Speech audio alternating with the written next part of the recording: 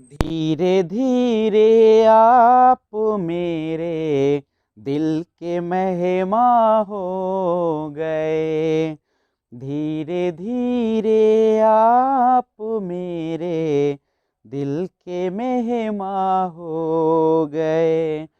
पहले जाना फिर जाने जान हो गए। धीरे धीरे आप मेरे दिल के मेहमान हो गए। धीरे धीरे आप मेरे दिल के मेहमान हो गए। पहले जान फिर जाने जान हो गए। धीरे धीरे आप मेरे दिल के मेहमान हो गए।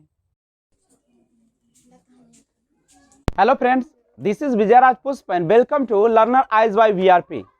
आज से हम लोग एक क्लास 12 हिंदी 100 मार्क्स का जो बुक है आपके पास, उसका एक चैप्टर शुरुआत करेंगे जिसका नाम है उसने कहा था, जिसके लेखक का नाम है चंद्रधर शर्मा गुलेरी।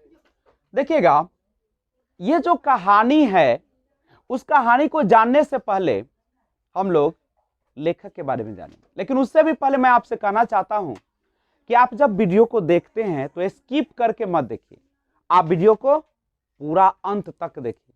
और जब आपको लगे कि यह वीडियो सबसे अच्छा है ना, तो इस चैनल को सब्सक्राइब करिएगा। अगर लगे कि अच्छा नहीं है तो आप इसको मत सब्सक्राइब कीजिएगा। और अभी आप इस चैनल को ज्यादा से ज्यादा शेयर कीजिए अपने दोस्तों के पास, उन विद्यार्थियों के पास जिनके पास पढ़ने के लिए साधन नहीं है। तो इन सब बातों को ध्यान में रखते हुए हम आपके सामने लेकर आए हैं हिंदी का दूसरा पाठ, उसने कहा था। इसके पहले बातचीत पाठ का वीडियो मैंने अपलोड कर दिया, जिसमें पूरा समरी के साथ, क्वेश्चन आंसर ऑब्जेक्टिव के साथ और पूरा लाइन बाय लाइन चैप्टर मैंने पढ़ाया है। तो आज शुरुआत करते हैं उसने कहा था। लेकिन इस पाठ को पढ़ने से पहले सबसे पहले हम जानेंगे लेखक परिचय चंद्रधर शर्मा गुलेरी के बारे में।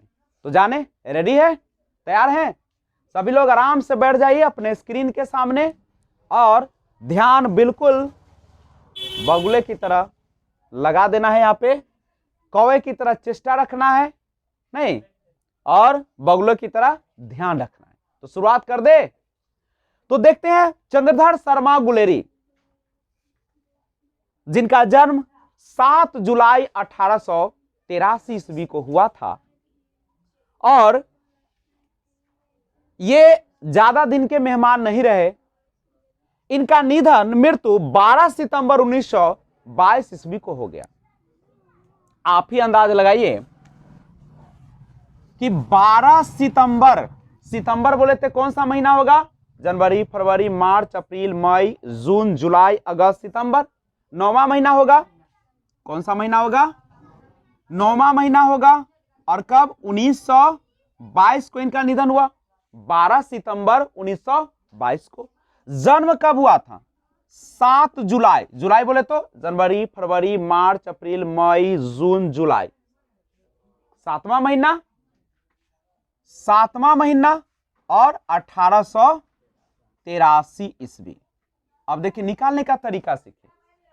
12 दिन में से 7 दिन जाएगा, कै दिन होगा? 5 दिन। 9 महीना में से 7 महीना जाएगा, कितना दिन होगा? 2 महीना।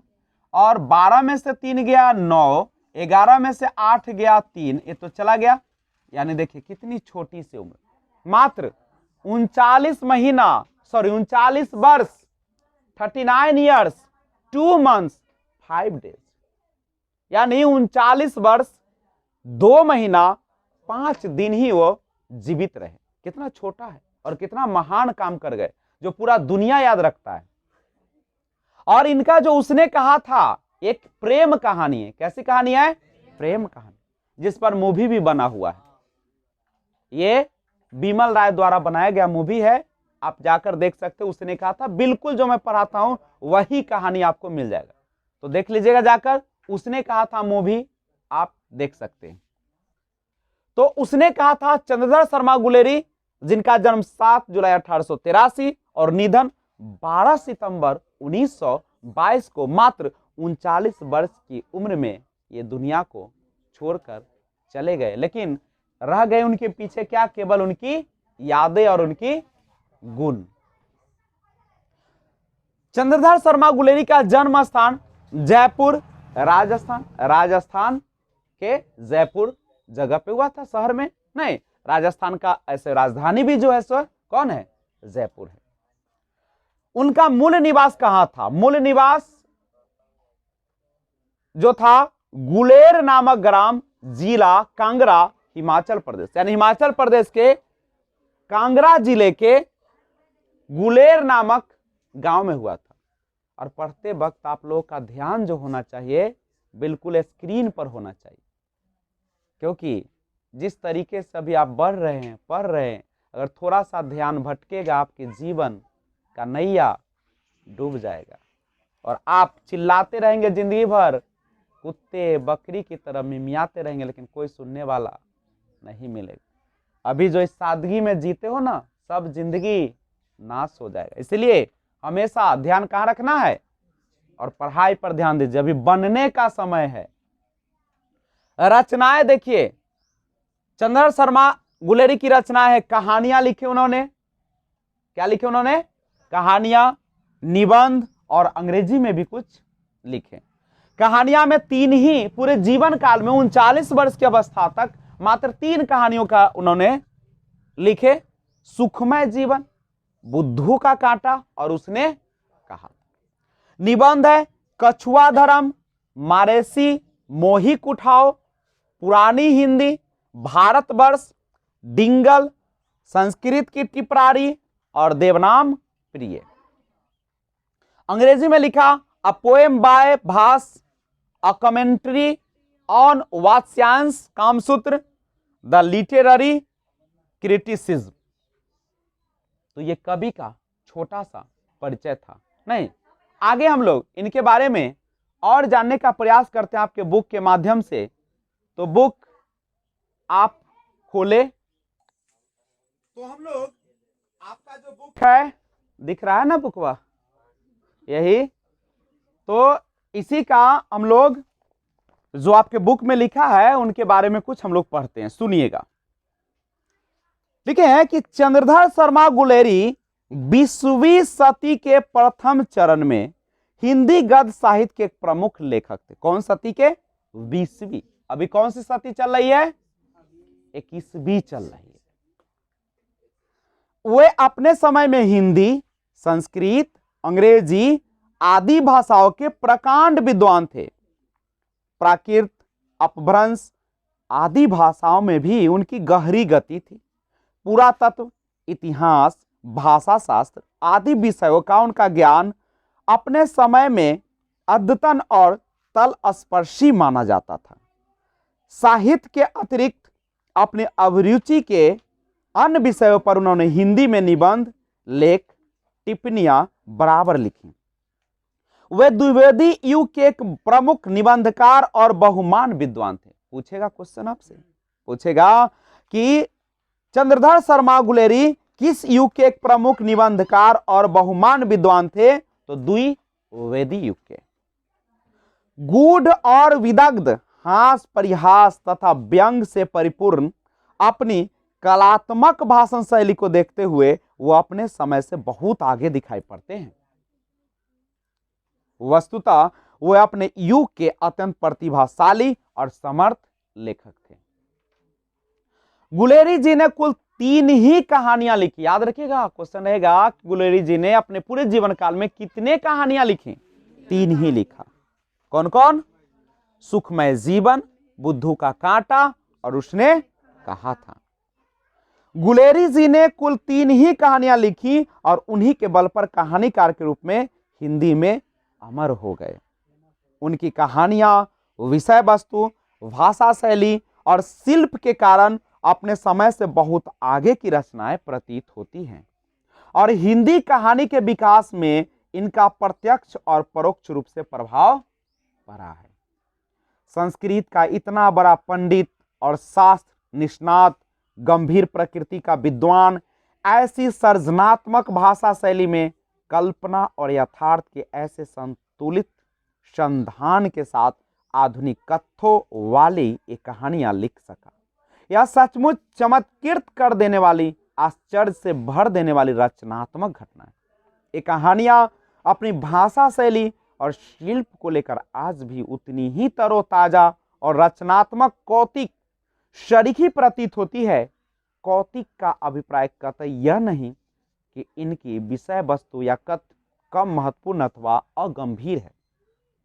सच्चाई इसके विपरीत है कि इनकी विषय वस्तु और कथ्य अधिक गंभीर, महत्वपूर्ण तथा समय से आगे के हैं। यहां प्रस्तुत कहानी उसने कहा था उनकी अमर रचना है। मैंने कहा कि बिमल राय द्वारा कृत यह मूवी भी बनाई गई है, तो आप मूवी को देख लेंगे तो पूरी तरीके से और बैठ जाएगा।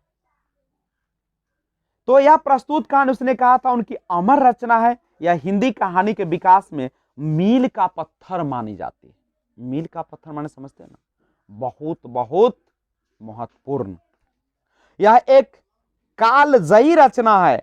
प्रसिद्ध फिल्मकार बिमल राय ने इस कहानी पर फिल्म भी बनाई थी और इसके अनेक नाट्य रूपांतर हो चुके हैं।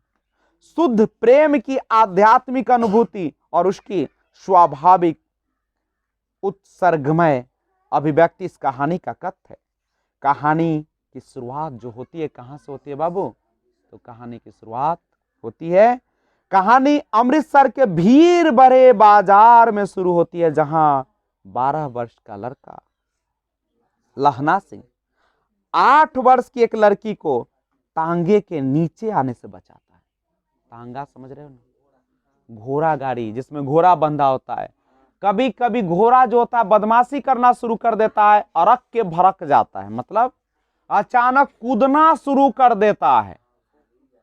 और वह लड़की जो दही लेने के लिए गई थी, दुकान में जा रही थी, अचानक घोड़े के टांग के नीचे आने से, नहीं आने ही वाली थी, उसी समय लहना सिंह उसे बचा लेता अपने जान जोखिम में डालकर, क्योंकि हो सकता था कि उतना समय में उसको टांगे से मार दे और काम।